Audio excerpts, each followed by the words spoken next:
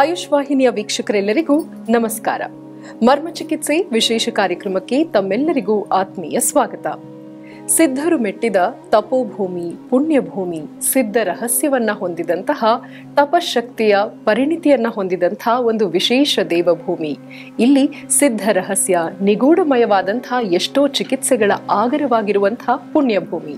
ಇಂತಹ ಒಂದು ದೇವಭೂಮಿ, ಪುಣ್ಯಭೂಮಿಯಿಂದ ನಾವು ಮರ್ಮ ಚಿಕಿತ್ಸೆ ಅಂದ್ರೆ ಏನು, ಮರ್ಮ ಚಿಕಿತ್ಸೆಯ ಆಧಾರವಾದ್ರೂ ಏನು, ಈ ವಿಶೇಷ ವಿದ್ಯೆಯ ಹಿನ್ನೆಲೆ ಹಾಗೂ ವೈಶಿಷ್ಟ್ಯತೆ ಏನು ಅಂತ ತಿಳ್ಕೊಳ್ಳಲು ಹೊರಟಿದ್ದೀವಿ. ಹಾಗಿದ್ರೆ ಮರ್ಮ ಚಿಕಿತ್ಸಾ ವಿಧಾನದ ಎಲ್ಲ ಸೂಕ್ಷ್ಮತೆಗಳನ್ನ ತಿಳಿಸಿಕೊಡುವಂತಹ ವಿಶೇಷ ಕಾರ್ಯಕ್ರಮ ಈ ಕಾರ್ಯಕ್ರಮವಾಗಿದೆ. ಕಾರ್ಯಕ್ರಮದಲ್ಲಿ ಸಂಪನ್ಮೂಲ ವ್ಯಕ್ತಿಗಳಾಗಿ ನಮ್ಮೊಂದಿಗೆ ಮರ್ಮ ಆಚಾರ್ಯರು ಶ್ರೀ ಸೂರ್ಯ ಜೆ ಗುರೂಜಿಯವರು ನಮ್ಮೊಂದಿಗಿದ್ದಾರೆ. ಬನ್ನಿ ಕಾರ್ಯಕ್ರಮಕ್ಕೆ ಆತ್ಮೀಯವಾಗಿ ಬರಮಾಡಿಕೊಳ್ಳೋಣ. ನಮಸ್ತೆ, ಕಾರ್ಯಕ್ರಮಕ್ಕೆ ಸ್ವಾಗತ. ನಮಸ್ಕಾರ. ಮರ್ಮ ಚಿಕಿತ್ಸೆ ಹೆಸರೇ ಹೇಳುವಂತೆ ನಿಗೂಢ ರಹಸ್ಯಗಳ ಆಗರ. ಮರ್ಮ ಚಿಕಿತ್ಸೆ ಅನ್ನೋದರ ಕುರಿತಾಗಿ ಒಂದಿಷ್ಟು ಪರಿಚಯವನ್ನ ಮೊದಲಿಗೆ ನಮ್ಮ ವೀಕ್ಷಕರಿಗೆ ತಿಳಿಸ್ಕೊಡಿ. ಮರ್ಮ ಚಿಕಿತ್ಸೆ ಅಂದ್ರೆ, ಮರ್ಮ ಅಂದ್ರೇ ಒಂದು ರಹಸ್ಯ. ಈ ರಹಸ್ಯ ಅಂದ್ರೆ ಯಾವ ಬಗೆ ರಹಸ್ಯ ಅಂತ ನಾವು ಗೊತ್ತಿರಬೇಕು. ನಮ್ಮ ಮನುಷ್ಯ ದೇಹದಲ್ಲಿ ನರನಾಡಿಗಳು 72,000 ನಾಡಿಗಳಿದೆ, 200 ಅಸ್ಥಿಗಳಿದೆ. ಈ ನರ ನಾಡಿಗಳು, ಅಸ್ಥಿಗಳು ಹೆಂಗೆ ಒಂದು ಫ್ಯಾಕ್ಟ್ರಿ ತರ ಕೆಲಸ ಮಾಡ್ತಾ ಇದೆ ಒಳಗಡೆ. ಸೊ ಈ ಶಕ್ತಿ ನಾವು ಮರ್ಮದಲ್ಲಿ ಪ್ರಾಣ ಅಂತ ಹೇಳ್ತೀವಿ. ಈ ಪ್ರಾಣಶಕ್ತಿ ಕಾಲಿಂದ ತಲೆ ಬೆರೆ, ಹೆಬ್ಬರಲಿಂದ ತಲೆ ಬೆರೆ, ಅಮಾವಾಸ್ಯೆ ಪೌರ್ಣಮಿ ಇದು ಒಳಗಡೆ ಮೇಲ್ಗಡೆ ಕೆಳಗಡೆ ಬರ್ತಾ ಇದೆ. ಸೊ ಈ ಎನರ್ಜಿ ನಾವು ಕರೆಕ್ಟ್ ಆಗಿ ಚಾನಲೈಸ್ ಮಾಡಿದೆ ಅಂದ್ರೆ, ನಾವು ಒಂದು ರೂಟ್ ಕರೆಕ್ಟ್ ಆಗಿ ಅದು ಫಾಲೋ ಮಾಡಿದೀವಿ ಅಂದ್ರೆ ನಮ್ಮ ದೇಹದಲ್ಲಿ ಯಾವೊಂದು ಡಿಸೀಸಸ್ಸು ಬರಲ್ಲ ಅಂತ ಈ ಶಾಸ್ತ್ರ ಹೇಳ್ತಾ ಇದೆ. ಈ ಶಾಸ್ತ್ರ ಅಗಸ್ತ್ಯ ಮುನಿ ಅವರು ಪ್ರಾರಂಭ ಮಾಡಿದ್ದಾರೆ. ಈ ಒಂದು ನೈಸರ್ಗಿಕ ಚಿಕಿತ್ಸಾ ವಿಧಾನದ ಕುರಿತಾಗಿ ಇನ್ನಷ್ಟು ಮಾಹಿತಿಯನ್ನ ತಿಳಿಸ್ಕೊಡಿ. ಸೊ ಈ ಚಿಕಿತ್ಸೆ ಬಂದು ಹಳೆ ಕಾಲದ್ದು ಅಂದ್ರೆ ಒಂದು 5,000 ವರ್ಷಗಳು ಮುಂದೆ ಅಗಸ್ತ್ಯ ಮುನಿ ಅವರು ನಾವು ಹಿಮಾಲಯ ಪರ್ವತದಿಂದ ಈ ಸೈಡ್ ಆಚೆ ಸೌತ್ಗೆ ಬರುವ ಟೈಮಲ್ಲಿ, ಆ ಟೈಮ್ಗೆ ನಾವು ನೋಡಿದೀವಿ ಅಂದ್ರೆ ಅಕಾಲದಲ್ಲಿ ನಿಮಗೆ ಆಯುರ್ವೇದ, ಸಿದ್ಧ, ಹೋಮಿಯೋಪತಿ ಇಲ್ಲ ಅಲೋಪತಿ ಈ ತರ ಯಾವ ಸಿಸ್ಟಮ್ಸ್ ಇಲ್ಲ. ಗಿಡಮೂಲಿಕೆಗಳು, ಬೆಟ್ಟೆಗಳು, ಈ ತರ ವಿಷಯಗಳು ಯೂಸ್ ಮಾಡಿ ಚಿಕಿತ್ಸೆ ಮಾಡುವ ಪದ್ಧತಿಗಳು ಮಾತ್ರ ಆ ಕಾಲದಲ್ಲಿ ಇದೆ. ಸೊ ಅದು ಇವತ್ತು ಫಾರ್ ಎಕ್ಸಾಂಪಲ್ ನಮ್ಗೆ ಏನೋ ಒಂದು ಡಿಸೀಸ್ ಬಂದ್ರೆ ಅಂದ್ರೆ, ಫಾರ್ ಎಕ್ಸಾಂಪಲ್ ನಾವು ಮನೆಯಲ್ಲಿ ಯಾವ ತರ ನಾವು ಮನೆ ಔಷಧಿಗಳು ಮಾಡ್ತೀವಲ್ಲ, ಫಾರ್ ಎಕ್ಸಾಂಪಲ್ ತುಳಸಿ ಯೂಸ್ ಮಾಡ್ತೀವಿ, ಕಫ್ ಬಂದ್ರೆ ತುಳಸಿ ಯೂಸ್ ಮಾಡ್ತೀವಿ. ಅದೇ ತರ ತುಂಬಾ ಡಿಸೀಸ್ಗಳಿಗೆ ತುಂಬಾ ಗಿಡ ಮೂಲಿಕೆಗಳು ನಾವು ಯೂಸ್ ಮಾಡ್ತೀವಿ. ಅದೇ ತರ ಈ ಮರ್ಮ ಚಿಕಿತ್ಸೆ ಫಾರ್ಮ್ ಆಗಿರ್ಬೋದು ಅಗಸ್ತ್ಯ ಮುನಿ ತಮಿಳ್ನಾಡು ಕನ್ಯಾಕುಮಾರಿ ಅಂತ ಹೇಳೋ ಜಾಗದಿಂದ, ಅಲ್ಲಿ ಒಂದು ಬೆಟ್ಟ ಇದೆ, ಅಗಸ್ತ್ಯ ಗೂಡಂ ಅಂತ ಒಂದು ಬೆಟ್ಟ ಇದೆ. ಆ ಬೆಟ್ಟೆಯಿಂದ ಈ ವಿದ್ಯೆ ಶುರುವಾಗಿತ್ತು. ಅಲ್ಲಿ ಸುಬ್ರಹ್ಮಣ್ಯ ಸ್ವಾಮಿ ಅಗಸ್ತ್ಯ ಮುನಿಗೆ ಇದು ಉಪದೇಶ ಮಾಡಿದ್ದಾರೆ. ಅಂದ್ರೆ ಆದಿಗುರು ಶಿವ ಪಾರ್ವತಿ ಕೊಟ್ಟು, ಪಾರ್ವತಿ ಸುಬ್ರಹ್ಮಣ್ಯ ಸ್ವಾಮಿಗೆ ಕೊಟ್ಟು, ಸುಬ್ರಹ್ಮಣ್ಯ ಸ್ವಾಮಿ ಅಗಸ್ತ್ಯ ಮುನಿಗೆ ಹೇಳ್ಕೊಟ್ಟಿದ್ದಾರೆ. ಆ ವಿದ್ಯೆನೆ ಎಲಾಬ್ರೇಟ್ ಮಾಡಿ ಅಂದ್ರೆ ಸ್ವಲ್ಪ ಜಾಸ್ತಿ ಅದ್ರ ಬಗ್ಗೆ ಅವರು ಸೈಂಟಿಫಿಕಲ್ ಆಗಿ ರಿಸರ್ಚ್ ಎಲ್ಲ ಮಾಡಿ ಕುಟ್ರಾಲಂ ಅಂತ ಹೇಳ್ತೀವಿ ತಮಿಳ್ನಾಡಲ್ಲಿ. ಆ ಜಾಗದಲ್ಲಿ ಅವರು ಫಸ್ಟ್ ಇದು ಅವ್ರದ್ದು ಶಿಷ್ಯರುಗಳಿಗೆ ಎಕ್ಸ್ಪೋನ್ ಮಾಡಿದ್ದಾರೆ. ಅಂದ್ರೆ ನಮ್ಮ ದೇಹದಲ್ಲಿ ಈ ತರ ಪ್ರಾಣ ಅಂತ ಒಂದು ಶಕ್ತಿ ಹೋಗ್ತಾ ಇದೆ. ಆ ಪ್ರಾಣದು ಹೆಚ್ಚು ಕಡಿಮೆಯಲ್ಲಿ ನಮ್ಗೆ ಡಿಸೀಸ್ ಬರ್ತಾ ಇದೆ.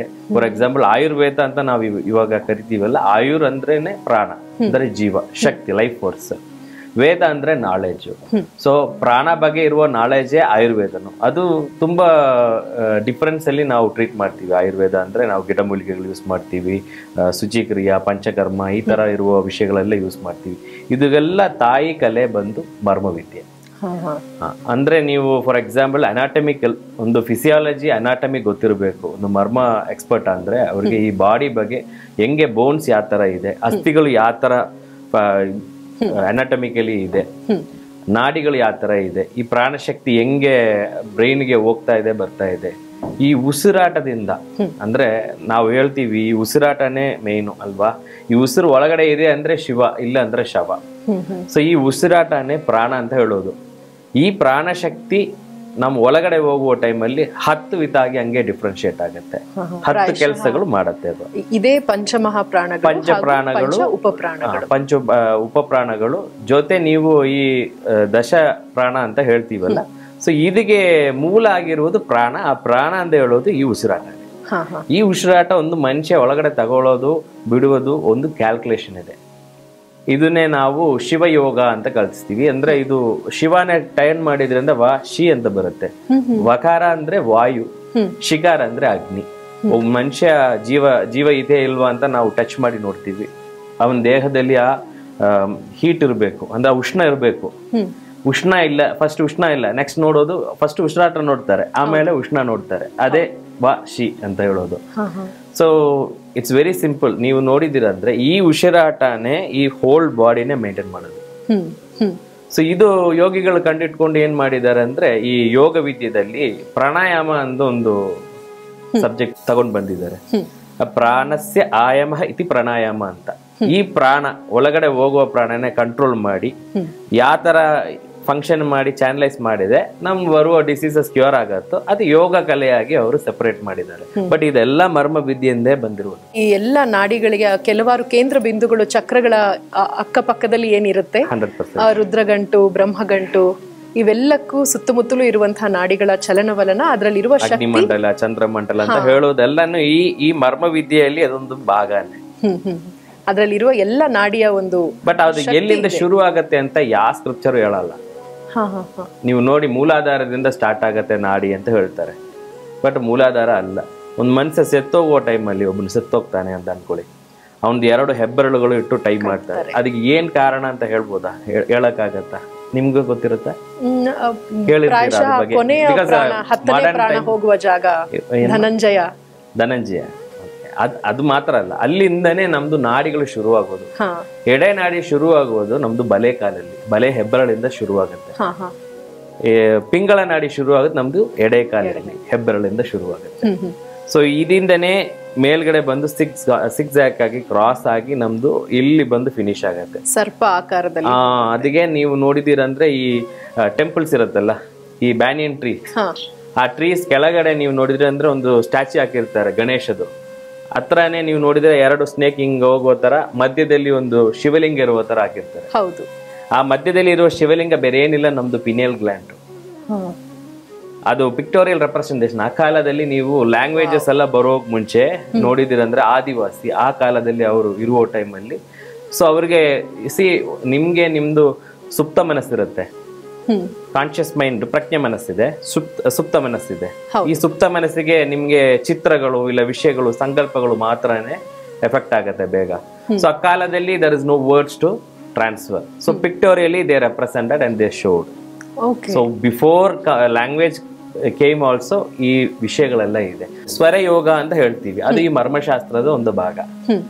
ಈ ಸ್ವರ ಯೋಗ ಶಾಸ್ತ್ರ ಹೆಂಗಂದ್ರೆ, ನಿಮ್ದು ಬಲೆ ಸೈಡು ವಾಯು ಹೋಗುವ ಟೈಮಲ್ಲಿ ನೀವು ಏನೇನು ಮಾಡಬೇಕು, ಲೆಫ್ಟ್ ಸೈಡ್ ಎಡಕಲೆಯಲ್ಲಿ ನೀವು ವಾಯು ಹೋಗುವ ಟೈಮಲ್ಲಿ ಏನೇನು ಮಾಡಬೇಕು ಅಂದಿರುತ್ತೆ. ಈ ರಹಸ್ಯಗಳೆಲ್ಲ ಗೊತ್ತಾಗಿರೋದಕ್ಕೋಸ್ಕರನೇ ಯೋಗಿ ಋಷಿಗಳು ಯೋಗದಂಡ ಎದುಗಿಟ್ಟಿದ್ದಾರೆ. ತುಂಬಾ ಜನ ಗೊತ್ತಿಲ್ಲ, ನಾವು ಆ ಗುರುಗಳು, ಈ ಗುರುಗಳು, ಆ ದೇವ್ರು, ಈ ದೇವ್ರು. ಸೈನ್ಸ್ ಯೋಗದಂಡ ನೀವು ಇಟ್ಕೊಂಡು ಎಡೆ ಕೈ ಮೇಲೆ ಇಟ್ಕೊಂಡಿದ್ರೆ ಬಲೆ ಸೈಡ್ ನಾಸಿ ಓಪನ್ ಆಗತ್ತೆ. ಬಲೆ ಸೈಡ್ ಇಟ್ಕೊಂಡಿದ್ರಿಂದ ಎಡೆ ಸೈಡ್ ಓಪನ್ ಆಗುತ್ತೆ.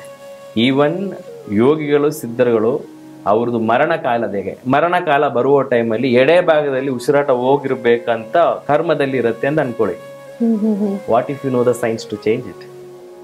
They cross the death. ಅವರು ಆ ಮರಣದಿಂದ ಕ್ರಾಸ್ ಆಗ್ಬಿಡ್ತಾರೆ. ಅಂದ್ರೆ ಮೃತ್ಯು ಕಾಲವನ್ನು ಮೀರುವಂತಹ ಶಕ್ತಿ. ಎಸ್, ಇಚ್ಛಾ ಮೃತ್ಯು. ಎಕ್ಸಾಕ್ಟ್ಲಿ, ಇಚ್ಛಾ ಮೃತ್ಯು. ಅದೇ ತರ ಕುಂಭಕ ಪದ್ಧತಿ ಅಂತಿದೆ. ನಾನು ಇವಾಗ ಹೇಳೋದೆಲ್ಲ ರಹಸ್ಯನೇ. ಈ ಕುಂಭಕ ಪದ್ಧತಿ ಗೊತ್ತಿರುವವರಿಗೆ ದೇಹದಲ್ಲಿ ಇರುವ ಪ್ರಾಣನ ಕುಂಭಕ ಮಾಡಿ ತುಂಬಾ ಡಿಸೀಸಸ್ ಕ್ಯೂರ್ ಮಾಡೋದು. ಅಂದ್ರೆ ಕುಂಭಕ ಅಂದ್ರೆ ಎಲ್ರು ಒಳಗಡೆ ಪ್ರಾಣ ಇಟ್ಕೊಂಡು ಅಂತರ್ ಕುಂಭಕ ಹಂಗೆ ಇಟ್ಕೊಳ್ಳೋದು ಆ ತರ ಅಲ್ಲ. That is unscientific. ನಾವು ಸಾಮಾನ್ಯ ಜನರಿಗೆ ಗೊತ್ತಿರೋದು ಪ್ರೇರಕ, ಕುಂಭಕ, ರೇಚಕ. ಕುಂಭ ಅಂದ್ರೆ ಪೂರಕ, ರೇಚಕ, ಕುಂಭಕ. ಅದರಲ್ಲಿ ಒಳಗಡೆ ಇಟ್ಕೊಳ್ಳೋದು ಅಂತರ್ ಕುಂಭಕ, ಆಚೆ ಇಟ್ಕೊಂಡು ಸ್ಟಾಪ್ ಮಾಡೋದು ಬಾಹಿರ್ ಕುಂಭಕ. ಇದೆರಡು ಬಿಟ್ಟು ಕೇವಲ ಕುಂಭಕ ಅಂತ ಒಂದು ಸ್ಟೇಜ್ ಇದೆ. ಅದ್ರ ಬಗ್ಗೆ ನಿಮ್ಗೆ ಅರ್ಥ ಆಗ್ಬೇಕಂದ್ರೆ ಯೋಗ ಸೂತ್ರ, ಪತಂಜಲಿ ಯೋಗ ಸೂತ್ರದಲ್ಲಿ ಪತಂಜಲಿ ಮಹರ್ಷಿ ಹೇಳ್ತಾ ಇದ್ದಾರೆ, ತಸ್ಮಿನ್ ಸತಿ ಶ್ವಾಸ ಪ್ರಶ್ವಾಸ ಯೋರ್ಗದಿ ವಿಚ್ಛೇದಂ ಪ್ರಾಣಾಯಾಮಂ ಅಂತ. ನಾನು ಹೇಳೋದಲ್ಲ, ಇದು ದೊಡ್ಡ ಯೋಗಿ ಹೇಳೋದು. ಇದು ಈ ಯೋಗ ಶಾಸ್ತ್ರ, ಯೋಗ ಸೂತ್ರನೇ ಎಕ್ಸ್ಪೌಂಡ್ ಮಾಡಿರುವವರು ಹೇಳೋರು. ಅವರು ಪ್ರಾಣಾಯಾಮ ಅದೇ ಆಸನ ಬಗ್ಗೆ ಅವರು 84 ಆಸನಸ್ ಬಗ್ಗೆ ಮಾತಾಡೋದು, 74 ಆಸನಗಳ ಬಗ್ಗೆ ಮಾತಾಡೋದಿಲ್ಲ, 84 ಆಸನಸ್ ಬಗ್ಗೆ ಮಾತಾಡೋದಿಲ್ಲ. ಅವ್ರು ಮಾತಾಡೋದು ಸ್ಥಿರಂ ಸುಗಮ್ ಆಸನಂ ಅಂತ. ಸೊ ಸ್ಥಿರಂ ಅಂದ್ರೆ ನೀವು ಸ್ಟೇಬಲ್ ಆಗಿ ನಿಂದು ಸ್ಪೈನಲ್ ಕೋಡ್ ಎದುಗು ಸ್ಟ್ರೈಟ್ ಆಗಿರ್ಬೇಕು. 72,000 ನಾಡಿಗಳು ಸ್ಟ್ರೈಟ್ ಆಗಿರುತ್ತೆ. 72,000 ನಾಡಿಗಳು ಸ್ಟ್ರೈಟ್ ಆಗಿದೆ ಅಂದ್ರೆ ಏನಾಗತ್ತೆ, ನಿಮ್ಗೆ ಚೆನ್ನಾಗಿ ಬ್ಲಡ್ ಕೆಳಗಡೆ ಪದ್ಮಾಸನ ಇಡುತ್ತಾರೆ ಶಿವ. ಎಲ್ಲಿ ನೋಡಿದ್ರು ಶಿವ ಪದ್ಮಾಸನ ಇಟ್ಕೊಂಡು ಶಾಂಭವಿ ಮುದ್ರದಲ್ಲಿ ಇರ್ತಾರೆ. ಮನಮೇವ ಪ್ರಾಣ ಪ್ರಾಣಮೇವ ಮನ, ಇದೆಲ್ಲ ವೇದಗಳಲ್ಲಿ ಇರುವುದು. ನಾನು ಹೇಳೋದು ಏನು ಹೊಸದಲ್ಲ. ಜನಗೆ ಉಪನಿಷತ್ತಲ್ಲಿ ವೇದದಲ್ಲಿ ಏನಿದೆ ಅದೇ ನಾನು ಹೇಳ್ತಾ ಇದ್ದೀನಿ. ಸೊ ಈ ಮನಮೇವ ಪ್ರಾಣ ಪ್ರಾಣಮೇವ ಮನ ಅಂತ ಹೇಳೋ ಟೈಮಲ್ಲಿ ನಿಮ್ಮ ಮನಸ್ಸು ನಿಮ್ಮ ಕಣ್ಣಿಂದ ಗೊತ್ತಾಗತ್ತೆ. ಸೊ ಶಾಂಭವಿ ಮುದ್ರೆ ನೀವು ಹಿಂಗ್ ಇಟ್ಕೊಂಡಿದ್ದೀರ ಅಂದ್ರೆ ನಿಮ್ದು ಸುಷುಮ್ನ ನಾಡಿ ಆಕ್ಟಿವ್ ಆಗುತ್ತೆ. ನಿಮ್ಮ ಪೂರ್ತಿ ಕಾನ್ಸಂಟ್ರೇಷನ್ ಅಲ್ಲಿ ಬರುವ ಟೈಮಲ್ಲಿ ನಿಮ್ಗೆ 2 ನಾಸಿಯಲ್ಲಿನೂ ಶ್ವಾಸ ಒಂದೇ ಟೈಮಿಗೆ ಹೋಗತ್ತೆ. ಆ ಟೈಮಲ್ಲಿ ನಿಮ್ಗೆ ಬೇರೆ ಏನ್ ಚಿಂತೆನೂ ಬರಲ್ಲ, ಎಲ್ಲ ವಿಗಾರಗಳು ಅಲ್ಲಿ ಕಟ್ ಆಗತ್ತೆ. ಅದೇ ಹಿಂಗೆ ಸ್ಟಫನ್ ಅಂತ ಹೇಳ್ತಾರಲ್ಲ, ಸ್ಟಫರ್ ಅಂದ್ರೆ like a rock. Yogis use to sit like a rock ಅಂತ ಹೇಳ್ತಾರೆ. ಒಂದು ಕಲ್ ತರ ಕುತ್ಕೊಳ್ತಾರೆ, ಏನ್ ಮಾಡಿದ್ರೆ ನಿಮ್ಗೆ ಅವ್ರಿಗೆ ಗೊತ್ತಿಲ್ಲ, ಅದು ಒಳಗಡೆ ಹೋಗ್ಬಿಡ್ತಾರೆ, ಅವರು ಅಂತರ್ಮುಖಾಗಿ ಹೋಗ್ತಾರೆ. ಸೊ ಇದನ್ನು ಪ್ರಾಣ ಬೇಸ್ ಮಾಡೇ ಆಗೋದು.